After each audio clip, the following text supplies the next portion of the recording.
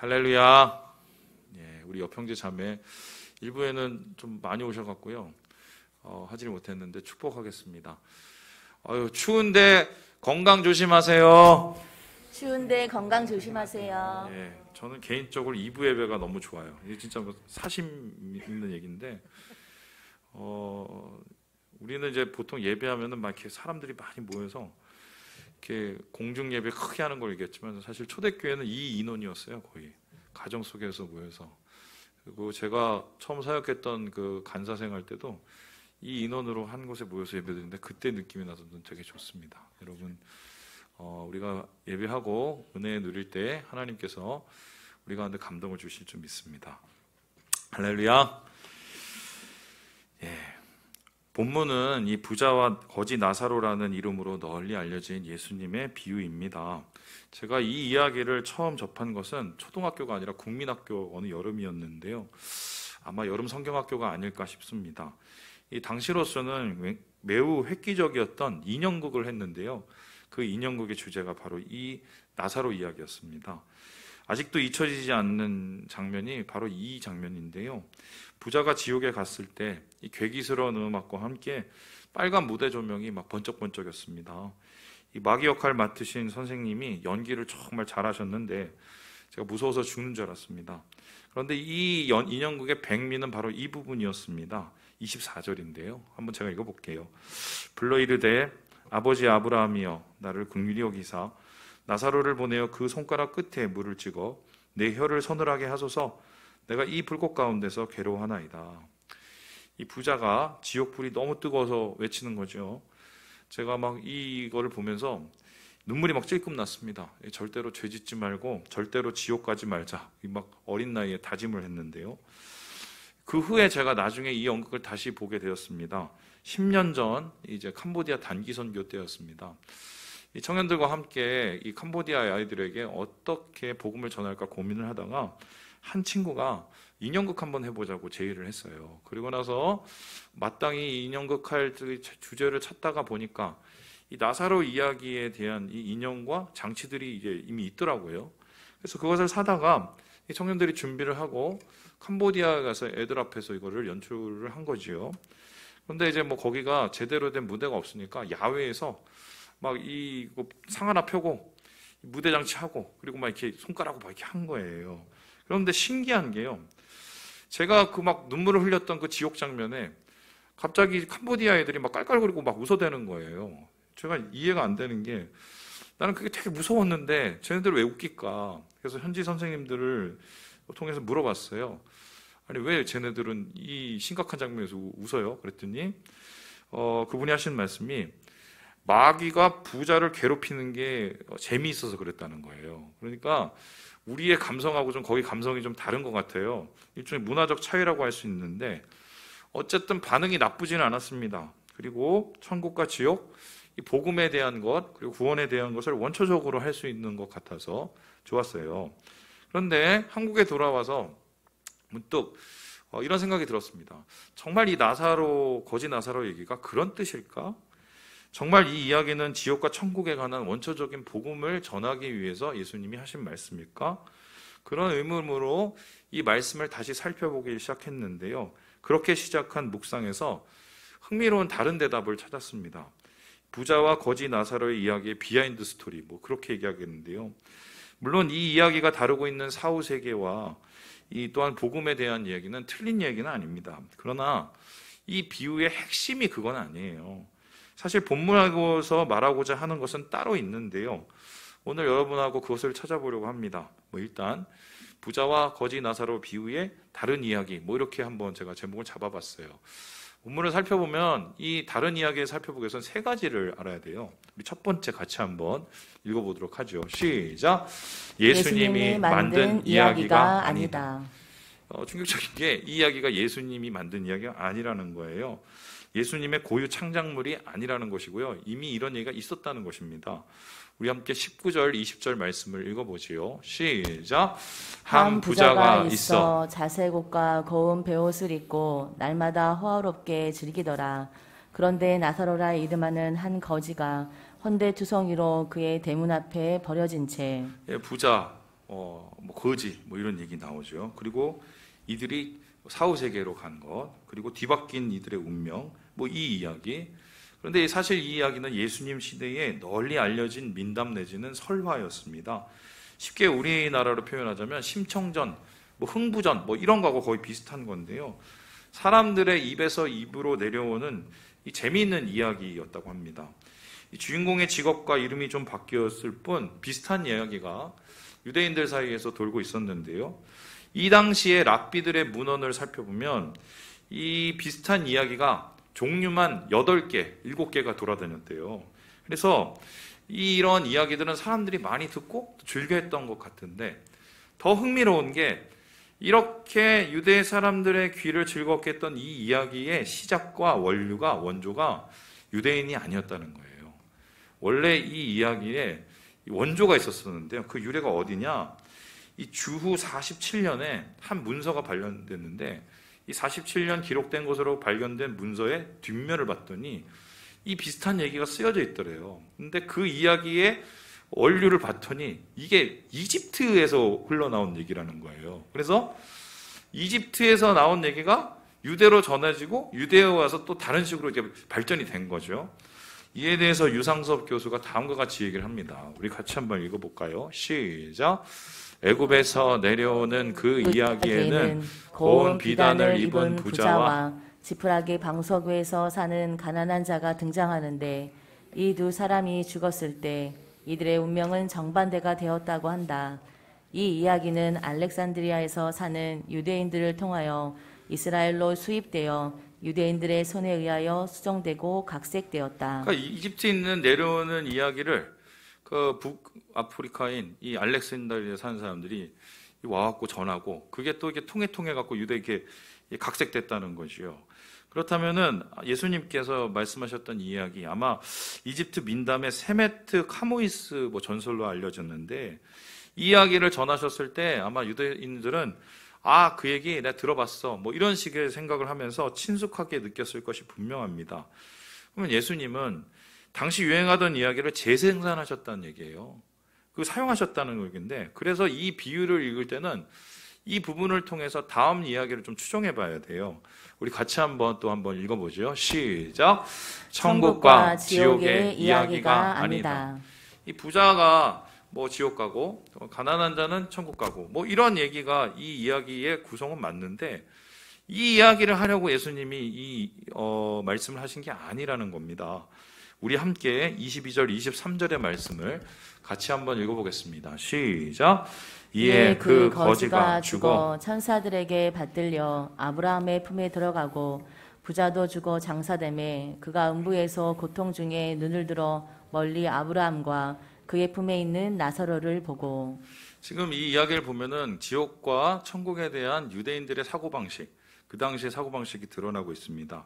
예수님 시대의 유대인들은 죽은 자가 죽게 되면 그 영혼이 육체의 죽음과 최후의 심판 사이에 머무는 곳이 있다고 생각을 했어요. 그게 음부라고 하는데요.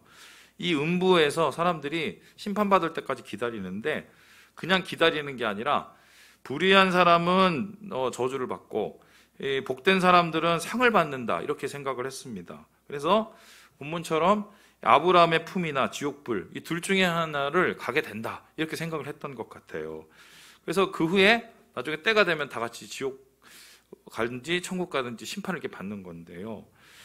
그런데 이 사람들은 어떻게 또 생각을 했냐면 이런 아브라함 품과 지옥불 사이에 건널 수 없는 양자 간의 간격이 있었다고 생각을 했답니다. 그래서 내세의 복을 받고 저주를 받은 사람들은 그 간격 속에서 뭐 강이든 구렁텅이든 서로를 바라볼 수 있다고 생각을 했어요. 그러면 이게 어떻게 되냐면 천국에 있는 사람들은 지옥에 있는 사람 보고 어떻게 돼요? 불쌍하고 아유 다행이다 그러면서 자기가 기쁘겠죠. 반면에 지옥에 있는 사람은 천국에 있는 사람들을 바라보면서 어떻게 해요? 아이고 내가 미쳤지 하면서 후회를 한다는 거예요. 그러면서 자신들의 기쁨과 고통이 상대편을 보면서 더 늘어나게 된다 이렇게 생각을 했대요. 상당히 잔인하죠. 그런데 본문은 아마 그런 배경 위에서 만들어진 얘기가 분명한데 예수님께서 과연 그 유대인들에게 내려오는 이러한 이 내세관, 이 사후세계를 증명하기 위해서 이 이야기를 했을까? 그건 아니라는 거죠. 부자와 거지 나사로의 이야기를 단순히 천국과 지옥의 이야기로 치부하는 것은 문제가 있습니다. 왜냐하면 예수님은 이 이야기를 이용하셨고요. 이 이야기를 이용해서 진짜 하고 싶었던 얘기는 따로 있었던 것이죠. 그래서 실제로 이 비유를 살펴보면은 이 말이 안 되는 부분이 있는데 왜 부자가 지옥 갔는지 그 이유가 안 나와요.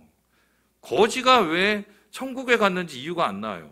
만일에 예수님께서 천국 가고 지옥 가는 거에 대한 얘기를 정확하게 하시려면은 부자가 죄를 졌다, 아니면 부자가 너무 못 살았다, 그래서 지옥 갔다, 이 얘기를 해야 되고, 거지가 천국 가는 얘기를 하려면 그런데 얘가 열심히 주님을 믿었다, 이런 얘기를 하는데 그게 1도 안 나옵니다.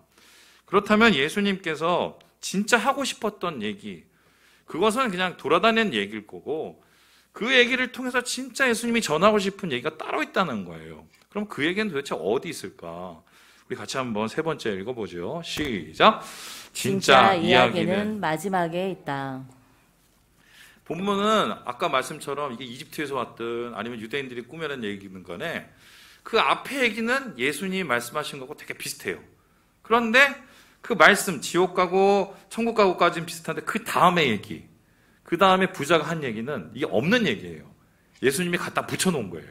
그러면 예수님께서 이 비유를 통해서 진짜 말씀하시고자 하는 얘기는 이 뒷부분에 있다는 거예요. 그럼 무슨 얘기를 하고 싶었을까요? 우리 함께 30절의 말씀을 같이 한번 읽어보겠습니다. 시작. 이르되 그렇지 아니하니이다. 아버지 아브라함이여, 만일 죽은 자에게서 그들에게 가는 자가 있으면 회개하리이다. 부자가 아브라함에게 부탁을 하죠. 아이고, 내가 지금 너무 뜨거워 죽겠어요. 물이라도 한 점 뭐 이렇게 묻혀주세요. 안 돼, 못 건너가. 그러니까 돼요. 그러면 내 형제들이라도 여기 안 오게 해주세요. 그러면 나사로 보내서 부활해서 걔네들을 찾아가면 걔네들이 뭐 돌아올 것 아닙니까? 이렇게 얘기했었을 때 이에 대한 얘기, 회개에 대한 얘기를 부자가 이렇게 꺼내게 되지요. 그래서 예수님이 이 사람들에게 정말 말씀하시고 싶으셨던 얘기는 회개예요. 회개에 관한 얘기를 하고 싶었는데요. 굳이 회개하라는 얘기를 이렇게 직접적으로 하시지 않고 민담을 이용해서 돌려서 말씀하신 이유가 무엇일까요? 그것은 회개에 대한 불편한 얘기를 들어야 할 사람이 바로 눈앞에 있었기 때문입니다. 그 사람은 바로 누구냐? 예수님의 영원한 숙적 바리새인들이었어요. 우리 함께 14절의 말씀을 같이 한번 읽어보겠습니다. 시작. 바리새인들은 돈을 좋아하는 자들이라. 이 모든 것을 듣고 비웃거늘. 그러니까 바리새인들 들으라고 하는 소리예요. 들으라고 당시에 유행하는 얘기까지 끌어들이면서 그 뒤에 덧붙여서 예수님이 회개하라고 말씀하고 싶었던 건데요. 바리새인들은 당시에 사람들의 존경을 받던 종교 개혁자들이었습니다. 하지만 그들이 예수님의 친구가 되지 않고 적수가 될 수밖에 없었던 이유는 무엇입니까? 예수님이 그들의 내면을 꿰뚫어 보셨기 때문입니다. 그들의 정체를 그리고 사람들에게 고발을 했는데요. 겉으로는 거룩을 얘기하죠. 속으로는 탐욕을 말합니다. 돈을 좋아합니다. 대접받는 것 즐겨합니다. 사람들에게 칭찬받고 인정받는 일에 목을 맵니다. 마치 이 사람들의 모습은 전혀 회개할 마음이 없는 부자와 같다고 할 수 있는데요. 심지어 이 부자의 모습을 보세요. 지옥에 가서도 자기 죄를 뉘우치고 산날들에 대한 이 후회를 하기는커녕 당장 물 좀 찍어주세요. 자기가 해결이 안 되니까 자기 가족, 형제들 여기 안 오도록 해주세요. 한마디로 이 회개할 마음이 1도 없는 것이요. 문제는요, 이 바리새인들 역시 회개치 않은 심령인데 많은 사람들이 이들의 정체를 알지 못하고 존경하고 따랐다는 것입니다. 그래서 예수님은 이들을 향해서 뭐냐면 소경 인도자들이라고 했어요. 무지몽매한 사람들을 지옥불로 인도하는 소경들이라는 거지요. 예수님께서 이 비유를 통해서 회개를 말씀하시고 했던 이유도 바로 이것입니다. 회개란 단순히 삶의 문제가 아니라 생명의 문제와 직결되기 때문인데요. 우리 마가복음 1장 말씀을 같이 한번 읽어보도록 하지요. 시작. 이르시되 때가 찼고 하나님의 나라가 가까이 왔으니 회개하고 복음을 믿으라 하시더라. 이 세례 요한이 광야에서 처음 시작했을 때 어떻게 시작했냐면 회개하라, 복음을 믿으라 이렇게 외치면서 시작을 했어요. 그가 왜 회개를 먼저 외쳤을까? 회개해야 복음을 믿을 수 있대요. 복음을 믿어야 천국에 들어갈 수 있대요. 그러니까 이 세례 요한에 따르면은 회개하지 않는 심령은 절대로 복음을 받아들일 수도 없고 천국에 들어갈 수도 없습니다. 그래서 회개하지 않는 심령은 구원을 받을 수가 없어요. 왜 그럴까요? 자기가 죄인이라는 것을 깨달아야 주님께 엎드리기 때문입니다. 주님께 엎드리는 자라야 복음을 복음답게 받아들이기 때문입니다. 그래서 실제로 이 회개하라는 이 단어가요, 메타노에오라는 단어예요. 근데 이 메타노에오라는 단어는 이 두 가지 단어가 합쳐졌어요. 메타라는 단어하고 노에오라는 단어가 합쳐졌는데, 메타는 뒤에 이런 뜻이고, 노에는 뭐냐면 깨닫다라는 거예요. 그러니까 이것을 그대로 해석을 직역을 해보자면 이런 거예요. 내가 이렇게 막 걸어가다가 살아가다가 이게 아닌 것 같은 거예요. 뒤에 이제 깨달음이 오는 거야. 요즘 말하면 현타지. 야, 이딴 식으로 살아가면 내가 엉망되겠구나, 망하겠구나. 그러면서 자기가 가던 길에서 삶의 자리에서 돌이켜서 하나님 앞에 돌아오는 이것을 가지고 회개라고 할 수 있는데요. 그래서 이 회개는요, 절대로 아무나 할 수 있는 게 아닙니다. 철저하게 자기 인식을 해야 되고요. 철저하게 결단을 해야 회개를 할 수가 있는 거지요. 자기가 얼마나 엉망인지, 얼마나 잘못된 삶을 살고 있는지, 이렇게 살다가는 어떻게 망하게 될지를 고민하지 않으면 절대로 회개할 수가 없습니다. 그래야 걷던 길을 돌이켜서 주님께로 돌아올 수 있게 되는 거죠. 그래서 유진 피터스 목사님은 이 회개의 의미를 이렇게 확장해서 얘기를 해요. 우리 함께 우리 유진 피터스 목사님 이야기를 한번 읽어볼까요? 시작. 성경이 말하는 회개는 하나님과 하나님이 자신의 백성을 다루시는 방식으로 돌아오라는 요청이다. 하나님의 이야기로, 그리고 그 이야기에 있는 모든 것과 모든 사람에게로 돌아오라는 요청이다. 그것은 새로운 삶의 방식으로 들어가는 것이며 하나님 나라의 일원이 되는 것이다. 어려운 말 같은데 전혀 어렵지 않아요. 이런 거예요. 죄 속에 사는 사람들은요, 나타나는 공통된 특징이 있어요. 오늘 이 부자가 지옥에 갔었을 때 그 지옥을 어떤 것으로 표현을 합니까? 구렁텅이가 있다고 그래요. 구렁텅이 뭐예요? 건너가지 못하는 거예요. 그러면 이 죄의 속성은 뭐냐면요, 완전한 단절이에요. 단절된 이유가 뭐예요? 지밖에 모르기 때문이에요. 모든 생각을 하고 모든 판단을 할 때 지독히 자기중심적입니다. 내가 옳아야 옳고 내가 맞아야 맞고 내가 사람들한테 인정을 받아야 그게 맞는 것이라고 생각하는 게 이 회개하지 않는 심령, 죄 속에 있는 심령의 공통적인 특징이죠. 자기밖에 모르고요. 조금 나은 분들은 자기 가족만 챙깁니다. 부자는 자신의 쾌락에만, 현실의 안락에만 몰두했습니다. 그래서 영혼이 거지가 되는 것도, 깡통이 되는 것도 모르고 살았는데요. 여기 살펴보니까 부자가 나사로를 몰랐던 게 아니에요. 이름까지 알고 있어요. 그래서 나사로한테 부탁해갖고 내 형제들한테 가갖고 얘기해달라고 얘기할 정도로 알고 싶다는 소리예요. 그러면요, 부자가 살아있었을 때 자기 집 앞에서 나사로가 굶어가서 죽어가는 걸 알았어요? 몰랐어요? 알고 있었다는 거예요. 알고 있었는데 도와주지 않았어요. 왜요? 지밖에 모르니까. 그래서 이러한 이 부자는요, 전혀 회개치 않고 자기 안에 갇혀버린 심령이죠. 회개보다는 나중에도 아브라함에게 불평들을 놓거나 나사로 보고 도와달라고 하거나 상당히 특권을 가지는 특권의식이 보이고요. 심지어는 나중에 이 회개하는 문제에 대해서도 형제들에게 안타까운 마음이 아니에요. 그냥 지옥에 안 오면 되는 거야. 가갖고 지옥에 안 오게만 설득을 해달라고. 자기의 삶에 대한 반성이 일도 없어요. 여러분, 오늘날 이 인터넷을 살펴보면 유튜브 막 이런데 뭐 마지막 때가 어떻고 막 이런 거 다 돌아다니죠. 그거 다 때려치시고 보지 마셔야 돼요. 왜냐면 그게 결국 뭐냐면 이런 거예요. 야, 때가 가까이 왔다. 막차를 타자. 그러니까 지옥 가지 말자. 여러분, 우리가 지옥 가지 않으려고 예수 믿는 거예요. 우리가 그 예수를 믿는 이유는 주님 안에서 내 삶의 문제를 내려놓고 하나님처럼 하나님의 방식으로 살아가려고 우리가 돌이키는 거예요. 그런데 마치 막차 타서 당장 내가 그 지옥 가면 안 되는 양 이런 식으로 몰아가는 건 이건 복음이 아니에요. 그건 가짜예요. 그런데 오늘 이 부자 역시 이런 식으로 생각을 하죠. 삶을 돌아보고 자신의 엉망인 인생에 대해서 반성하는 건 일도 없습니다. 그래서요, 간혹 우리 주변에 그런 분들이 있어요. 목사님, 제가 지금 좀 바쁘고 나중에 죽을 때 되면, 늙으면은 그때 돌아올게요. 이렇게 얘기하시는 분이 있거든요. 제가 말씀드렸는데 100% 못 돌아옵니다. 왜 못 돌아오냐? 그분들의 생각에는 그 길이 맞다고 생각을 하고 아직도 그 길이 좋은 거예요. 그러니까 회개할 마음이 1도 없어요. 자기 형제들을 회개를 위해서 부탁한 부자의 요청, 하나님이 완전히 단호히 거절한 이유가 바로 이건데요. 돌이킬 마음이 없는 사람은 얘기해도 의미가 없다는 거예요. 우리 함께 31절의 말씀을 같이 한번 읽어보겠습니다. 시작. 이르되 모세와 선지자들에게 듣지 아니하면 비록 죽은 자 가운데서 살아나는 자가 있을지라도 거담을 받지 아니하리라 하였다 하시니라. 이 부자는 생각했어요. 죽은 나사로가 가서 막 증언을 하면 돌아오지 않겠어요? 그런데 아브라함의 대답은 그게 아니래요. 얘기해도 꽝이래요. 이미 얘기를 많이 했는데 또 듣겠냐는 거예요. 그러면서 실제적으로 예수님께서는 이 이야기를 삶 속에서 증명을 하셨는데요. 여러분 생각을 해보세요.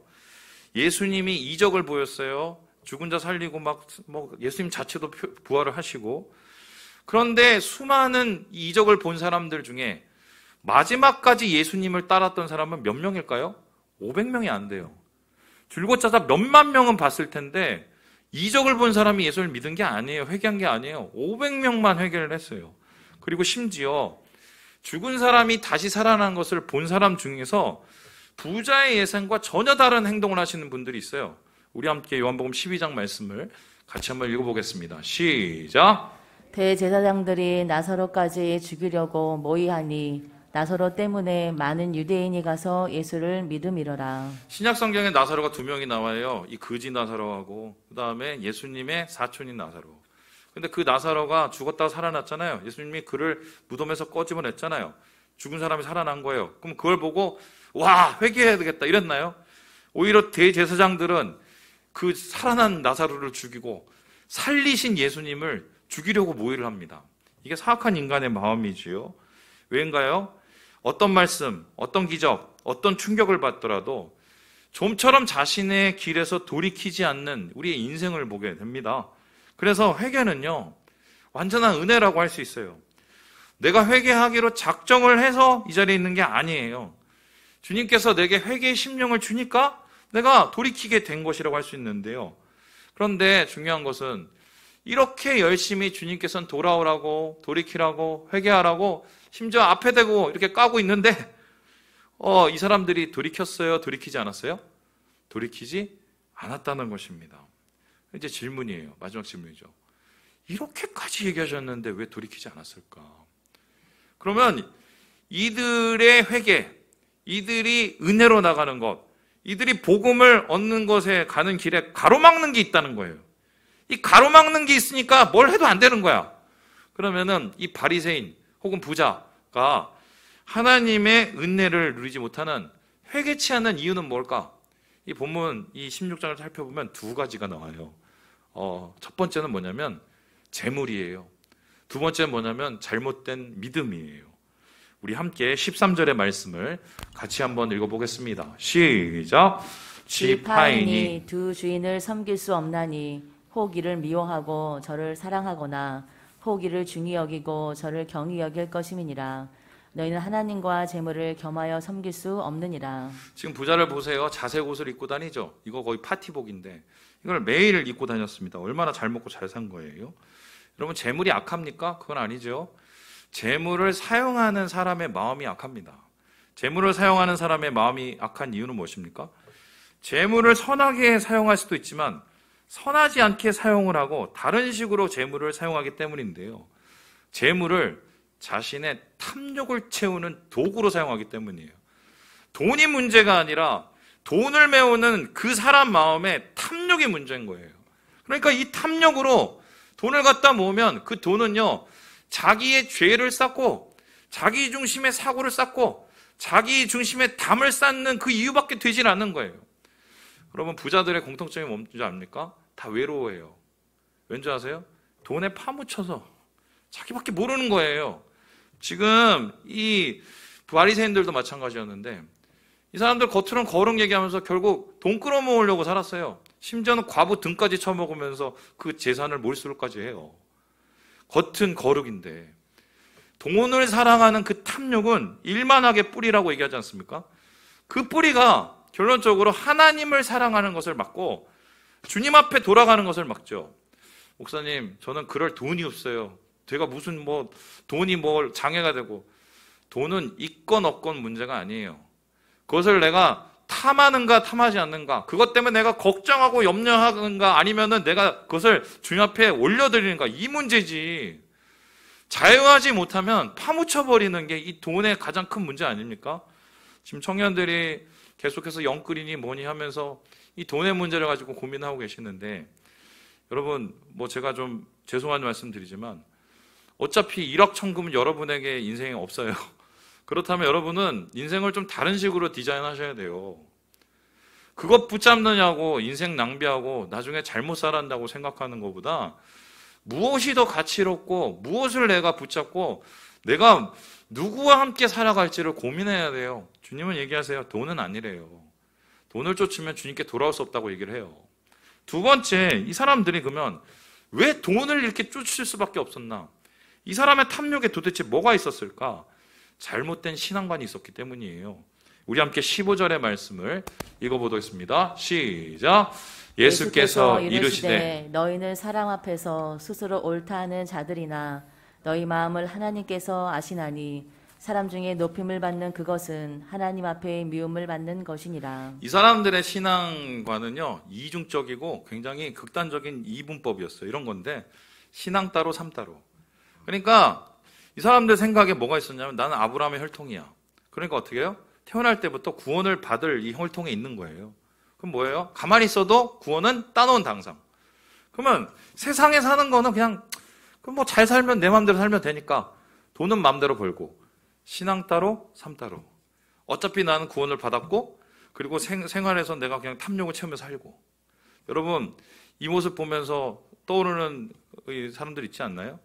수많은 목사님들, 장로님들, 권사님들, 집사님들 예수 믿는다고 말하면서 그렇게 탐욕에 무너지고 돈에 무너지고 그리고 그렇게 수많은 유혹에 무너지는 이유가 뭘까요? 이 구원에 대한 잘못된 신앙관이에요. 여러분, 구원은 하나님께서 주신 것은 맞지만 또한 바울은 얘기하기를 두렵고 떨림으로 이루는 것이라고 얘기했거든요. 그럼 구원은 따놓은 당상이 아니에요.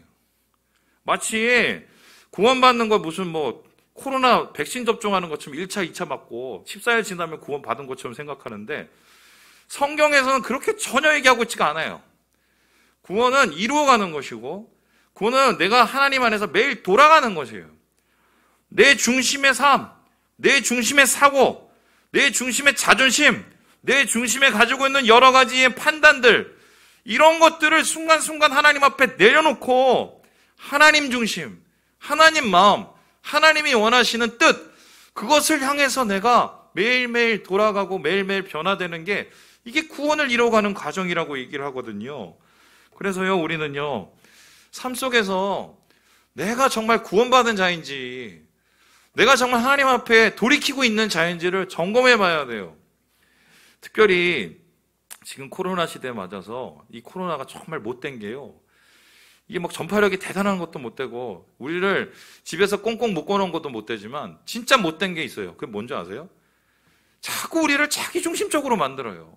집에만 처박혀 있으니까 계속해서 유튜브만 쳐다보고 막 있으니까 주변의 사람들을 돌아볼 겨를이 없어요.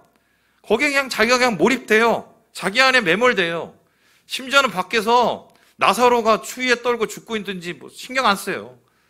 자기 가족들이 어떻게 된지도 신경 안 써요. 주변의 형제자매가 어떻게 된지도 신경 안 써요. 나밖에 없어요. 지금 코로나가 계속해서 사람들을 그렇게 자꾸 이러한 이 나중심의 사고, 죄의 사고에서 못 벗어나게 우리를 지금 묶어놓고 있거든요.